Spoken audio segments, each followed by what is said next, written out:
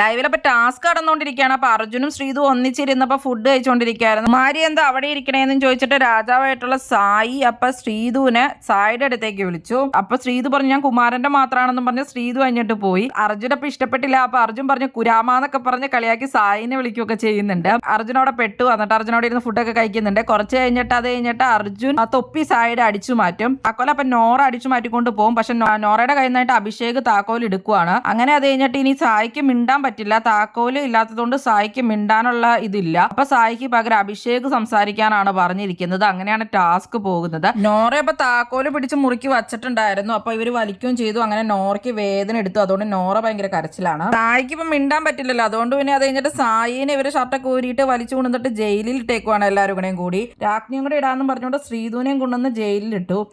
അർജുനെ തന്നെ ഇവര് കൊണ്ടുപോകാന്നൊക്കെ പറഞ്ഞ് രക്ഷിക്കാനൊക്കെ പറഞ്ഞു. പക്ഷെ അർജുൻ കൊണ്ടുവന്ന് ഇടാന്ന് പറഞ്ഞു ജയിലിൽ. അത് കഴിഞ്ഞിട്ട് അപ്പൊ ശ്രീധുവും അതുപോലെ തന്നെ സായിയും ജയിലിൽ കിടക്കുവാണ്. സായിയുടെ കയ്യിൽ കോലും പോയി, അതുപോലെ തന്നെ കീയും പോയി. രണ്ടും ഒരാളുടെ കയ്യിൽ വന്നാൽ മാത്രമാണ് രാജാവാൻ പറ്റുള്ളൂ. കോല് സിജോയുടെ കയ്യിലും കീ അപ്പൊ ഋഷിയുടെ കയ്യിലുമാണ്.